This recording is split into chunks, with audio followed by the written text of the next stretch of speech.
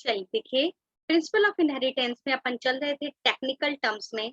तो सबसे पहले ये आ जाइए आपके होमोजाइगस। हमने आपको बताया था कि होमोलोगस क्रोमोसोम पे, होमोलोगस क्रोमोसोम कौन से थे? होमोलोगस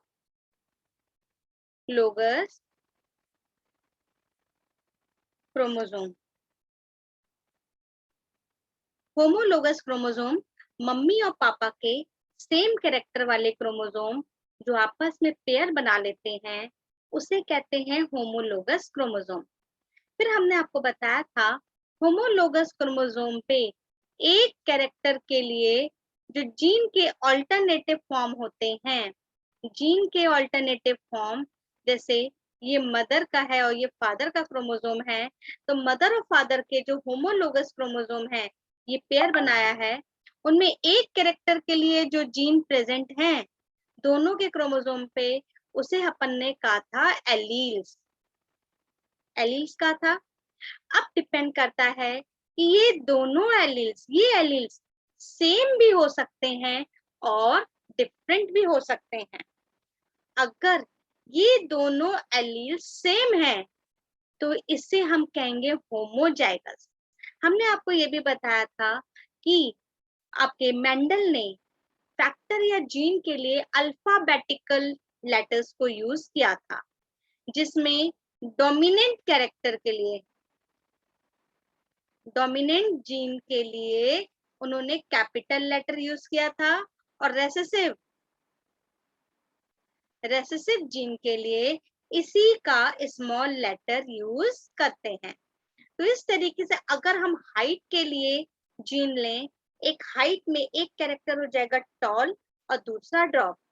अगर टॉल डोमिनेंट कैरेक्टर है और तो ये आपके कैपिटल टी हमने डोमिनेंट ले लिया, और इसका ड्रॉप जो कि रेसेसिव कैरेक्टर है उसके लिए हम स्मॉल टी लेंगे, ना कि स्मॉल डी, क्योंकि जो टर्म हम कैपिटल डोमिनेंट कैरेक्टर के लिए यूज कर रहे हैं कैपिटल लेटर, उसी का स्मॉल लेटर रेसेसिव जीन के लिए यूज करते हैं। तो ये हमारे स्मॉल टी आ जाएगा। अगर मदर टॉल है और यहाँ पे हमने उसके लिए कैपिटल टी लिया है, फादर ड्रॉप है, तो उसके लिए हम स्मॉल टी लेंगे। तो इस तरीके से ये आपके एलील्स हो गए। अब हमने कहा होमोजाइगस में दोनों एलील्स सेम है, इसके मतलब आपके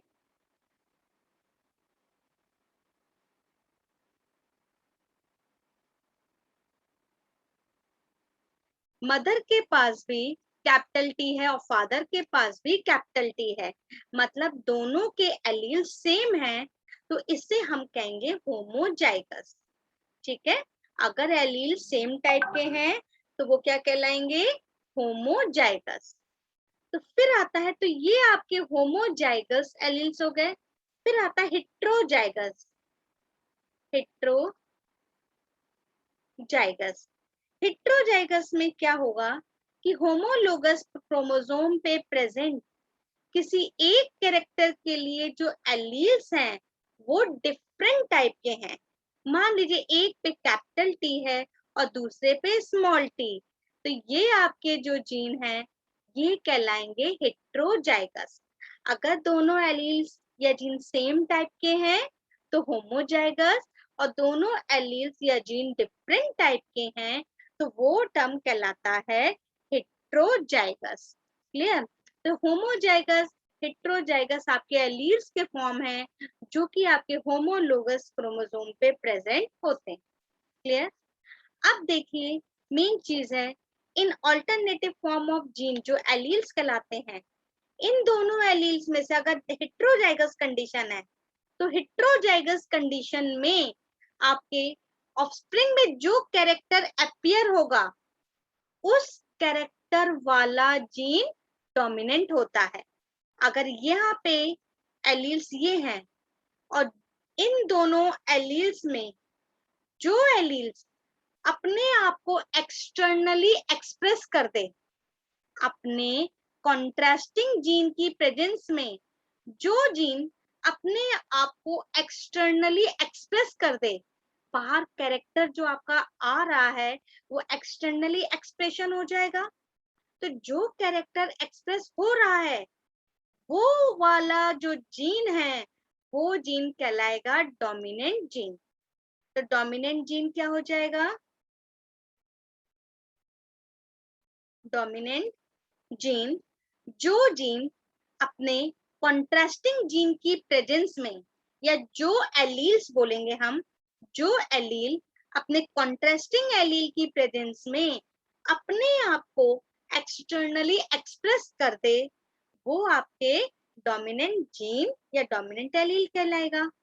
और जो एलील या जो जीन अपने कॉन्ट्रास्टिंग जीन की प्रेजेंस में अपने आप को एक्सटर्नली एक्सप्रेस ना कर पाए वो कहलाएगा रेसेसिव जीन। वो क्या कहलाएगा? आपके रेसेसिव जीन। मतलब जो जीन अपने आप को एक्सटर्नली एक्सप्रेस कर दे, अगर एक्सप्रेस कर रहा है किसकी प्रेजेंस में? अपने कॉन्ट्रास्टिंग जीन की प्रेजेंस में, तो वो डोमिनेंट जीन। और जो जीन अपने कॉन्ट्रास्टिंग जीन की प्रेजेंस में अपने आप को एक्सटर्नली एक्सप्रेस नहीं कर पा रहा वो कहलाएगा रेसेसिव जीन। तो हेटेरोजाइगस कंडीशन में एक डोमिनेंट जीन होगा और एक रेसेसिव जीन। होमोजाइगस कंडीशन में तो अगर ये डोमिनेंट है तो भी वो एक डोमिनेंट कैरेक्टर देंगे, और अगर रेसेसिव है दोनों तो रेसेसिव कैरेक्टर देंगे। भाई इनमें तो कोई कॉन्ट्रास्टिंग है ही नहीं साथ में, तो ये तो अपना ही, जो दोनों एक जैसे हैं तो वो वही कैरेक्टर देंगे। लेकिन हेटेरोजाइगस कंडीशन में दोनों डिफरेंट टाइप के हैं, तो उनमें से कोई एक एक्सप्रेस होगा और दूसरा एक्सप्रेस नहीं होगा। जैसे मैंने आपको बताया कि अमिताभ बच्चन टॉल है और जया बच्चन ड्रॉप है, लेकिन अभिषेक बच्चन टॉल आया है, इसके मतलब उस पे पापा का कैरेक्टर एक्सप्रेस हो रहा है। तो पापा वाला जो टॉल वाला जीन है वो डोमिनेंट जीन है, और उसकी मम्मी जया बच्चन वाला जो ड्रॉप वाला जीन है वो रेसेसिव जीन है। तो इस तरीके से जो जीन अपने आप को एक्सटर्नली एक्सप्रेस कर दे अपने कॉन्ट्रास्टिंग जीन की प्रेजेंस में, उसे हम डोमिनेंट जीन कहेंगे। और जो जीन अपने आप को एक्सटर्नली एक्सप्रेस ना कर सके अपने कॉन्ट्रास्टिंग जीन की प्रेजेंस में, उसे हम कहेंगे रेसेसिव जीन। तो ये हो जाएगा डोमिनेंट और रेसेसिव। अब आइए हेमीजाइगस। हमने आपको बताया कि हमारे पास हर कैरेक्टर के लिए दो दो जीन होते हैं, एक मम्मी का और एक पापा का, जो होमोलोगस क्रोमोसोम पे प्रेजेंट होते हैं। लेकिन कभी कभी कंडीशन ऐसी आती है कि किसी कैरेक्टर के लिए जो जीन है वो होमोलोगस क्रोमोसोम में से एक पे तो प्रेजेंट है पर दूसरे पे प्रेजेंट नहीं है। कोई जीन केवल एक ही पेरेंट से आ रहा है, दूसरे से नहीं आ रहा। तो किसी कैरेक्टर के लिए जीन होमोलोगस क्रोमोसोम पे एक पे प्रेजेंट है और दूसरे पे प्रेजेंट नहीं है, तो ये कंडीशन कहलाएगी हेमीजाइगस। ये कंडीशन क्या कहलाएगी? हेमीजाइगस। क्लियर? अब जैसे हम आपको बताएं, हीमोफीलिया एक बीमारी है। हीमोफीलिया बीमारी में कहीं चोट लगने पर ब्लड की क्लॉटिंग नहीं होती, ब्लड बहता ही रहता है। तो इसके लिए जो जीन है ना वो सेक्स क्रोमोसोम पे प्रेजेंट है। अगर आपने सुना हो मम्मी के पास एक्स सेक्स क्रोमोसोम होता है और पापा के पास वाई सेक्स क्रोमोसोम होता है। मम्मी के पास एक्स सेक्स क्रोमोसोम है, पापा के पास वाई सेक्स क्रोमोसोम है। तो वाई क्रोमोसोम केवल पापा से बेटे में ही जाएगा, बेटी में नहीं जाता। वाई सेक्स क्रोमोसोम पापा के पास होता है, मम्मी के पास तो है ही नहीं, तो वो पापा से बेटे में ही जाएगा, बेटी में नहीं जाता। तो हीमोफीलिया वाला जो जीन है एक्स क्रोमोसोम पे होता है, वाई पे नहीं होता। मान लीजिए ये एक सन है, सन के पास वाई क्रोमोसोम पापा का आया, एक्स क्रोमोसोम मम्मी का, तो उसके एक्स क्रोमोसोम पे हीमोफीलिया का जीन आ गया, जबकि वाई क्रोमोसोम पे ये जीन होता ही नहीं है। तो इसमें जो होमोलोगस पेयर बना एक्स वाई का, उसमें एक पे एक किस कैरेक्टर के लिए जीन एक्स पे है और वाई पे नहीं है। मतलब होमोलोगस पेयर में से एक पे जीन है और दूसरे क्रोमोसोम पे जीन नहीं है, तो ये कंडीशन क्या कहलाएगी? हेमीजाइगस। हेमी माने हाफ, तो एक क्रोमोसोम पे जीन प्रेजेंट है और दूसरे क्रोमोसोम पे जीन नहीं है। मतलब इस जीन के जो एलील है वो एक पे प्रेजेंट है होमोलोगस में से और दूसरे पे नहीं है, तो ये कंडीशन कहलाती है हेमी। अब आ जाइए फिनोटाइप। फिनोटाइप किसे कहते हैं? कैरेक्टर का जो एक्सटर्नल अपीयरेंस है, जो कैरेक्टर बाहर एक्सप्रेस हो रहा है ना, तो एक्सटर्नल अपीयरेंस कहलाता है फिनोटाइप। जैसे मैंने कहा कि आपके होमोलोगस क्रोमोसोम पे आई के कलर के लिए पापा मम्मी के दो जीन आए हैं। मम्मी के मान लीजिए पापा के पास आपके ब्लू आईज हैं और मम्मी के पास ब्लैक आईज हैं, और बच्चे में आपके जो हैं दोनों आईज ब्लू आ गई। बच्चे में दोनों आईज कैसी आ गई? ब्लू आ गई। मतलब पापा वाला जो जीन आया है ब्लू आईज वाला आया है, मम्मी वाला जो जीन आया है वो ब्लैक आईज वाला आया है। ये फादर का, ये मदर का, पापा का ब्लू आईज वाला आया है और मदर का ब्लैक आईज वाला। तो बच्चे की दोनों आंखें या तो ब्लू होंगी या ब्लैक। तो मान लीजिए बच्चे की दोनों आंखें ब्लू हैं, इसके मतलब पापा वाला जीन डोमिनेंट है, जो बाहर एक्सटर्नली एक्सप्रेस हो गया है। तो जो कैरेक्टर एक्सप्रेस हो रहा है उसे तो हम डोमिनेंट जीन कहते हैं, डोमिनेंट कैरेक्टर। और जो उसका एक्सटर्नल अपीयरेंस है, मतलब ब्लू कलर एक्सटर्नल अपीयरेंस आया है, वो कहलाएगा फिनोटाइप। इसके मतलब बच्चे का, लड़के का आईज की कलर के लिए जो फिनोटाइप है वो उसके पापा के जैसा है ना, क्योंकि पापा की भी ब्लू आईज, बेटे की भी ब्लू आईज, तो दोनों का फिनोटिपिक कैरेक्टर सेम है। फिनोटिपिक कैरेक्टर का मतलब एक्सटर्नली जो कैरेक्टर दिख रहा है उसे हम कहते हैं फिनोटिपिक कैरेक्टर। हाइट के केस में अभिषेक बच्चन और अमिताभ बच्चन की फिनोटिपिक कैरेक्टर सेम है, दोनों ही टॉल है। तो इस तरीके से जो कैरेक्टर बाहर एक्सप्रेस हो रहा है वो फिनोटिपिक कैरेक्टर कहलाता है। और फिनोटाइप जो है आपके सेम हो सकते हैं पेरेंट्स से, जैसे कि बच्चे की भी ब्लू आईज हैं और फादर की भी ब्लू आईज हैं, तो दोनों का फिनोटिपिक कैरेक्टर सेम है। तो मतलब बच्चे के पास जो जीन आया वो इस तरीके से आया, पापा वाला कैपिटल बी और मम्मी वाला स्मॉल बी। तो ये जीन का कॉन्स्टिट्यूशन है। ये किसका कॉन्स्टिट्यूशन है? जीन कॉन्स्टिट्यूशन है। जीन का कॉन्स्टिट्यूशन है, तो इससे कहते हैं हम जीनोटाइप। जीन का जो कॉन्स्टिट्यूशन है जैसे वो कहलाएगा जीनोटाइप। तो ये जीन आपके हेट्रोजाइगस फॉर्म में, किस फॉर्म में है? हेट्रोजाइगस। हमने आपको बताया था जब आपके जाइगोट में या किसी सेल में दोनों जीन डिफरेंट टाइप के हों तो उसे कहते हैं हेट्रोजाइगस। तो ये आपके हेट्रोजाइगस है, इसका जीन का कॉन्स्टिट्यूशन हेट्रोजाइगस है। और जीन के कॉन्स्टिट्यूशन को बोलते हैं जीनोटाइप। किसी कैरेक्टर के लिए जो जीन का कॉन्स्टिट्यूशन है वो कहलाएगा जीनोटाइप, और उससे आपके जो कैरेक्टर अपीयर हो रहा है उसे कहेंगे फिनोटाइप।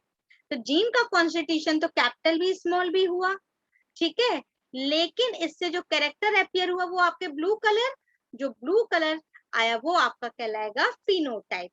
तो ये है फिनोटाइप और जीनोटाइप। तो फिनोटाइप दो जन के सेम हो सकते हैं, पर जैसे कि आपका मैंने कहा कि अभिषेक बच्चन और अमिताभ बच्चन की हाइट के लिए दोनों का फिनोटाइप सेम है, लेकिन जीनोटाइप, जीन का कॉन्स्टिट्यूशन डिफरेंट हो सकता है। हो सकता है अमिताभ बच्चन ऐसे वाला टॉल हो, होमोजाइगस, और अभिषेक बच्चन ऐसे वाला टॉल है, हेट्रोजाइगस। तो अगर दो जन के फिनोटाइप सेम है, मतलब एक्सटर्नल कैरेक्टर सेम है, तो उनके जीनोटाइप सेम भी हो सकते हैं और डिफरेंट भी हो सकते हैं। भाई सेम भी हो सकते हैं और डिफरेंट भी हो सकते हैं। अगर मान लीजिए किसी की हाइट टॉल अपने पापा पे गई है, तो पापा और बेटा दोनों टॉल हैं, तो हो सकता है कि दोनों की आपके ऐसा ही फिनोटाइप हो। क्लियर? लेकिन हो सकता है उसकी मम्मी ड्रॉप है उस बच्चे की, तो उसका जीनोटाइप ऐसा भी हो सकता है।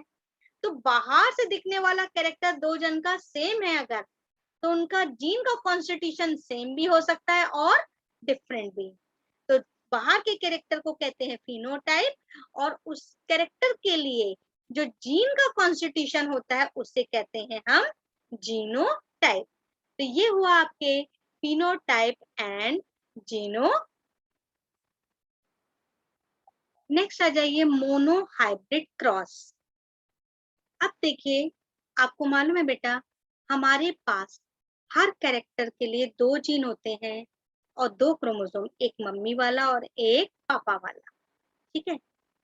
जब हम मदर और फादर के बीच, मतलब मेल और फीमेल के बीच जो क्रॉस होता है ना, उसे कहते हैं हाइब्रिडाइजेशन।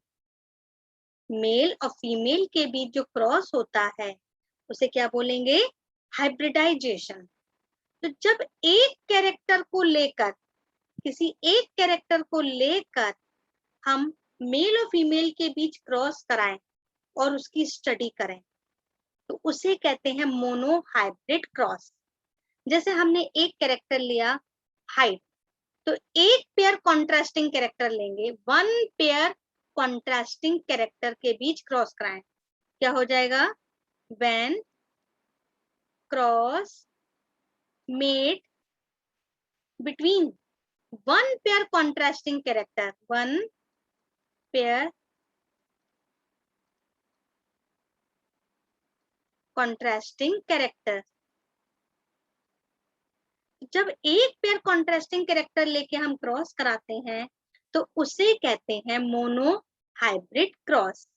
जैसे एक पेयर कॉन्ट्रास्टिंग कॉन्ट्रास्टिंग कैरेक्टर मतलब ऑपोजिट कैरेक्टर। अब हाइट को लिया हमने एक कैरेक्टर, जिसकी कॉन्ट्रास्टिंग क्या बन जाएंगे?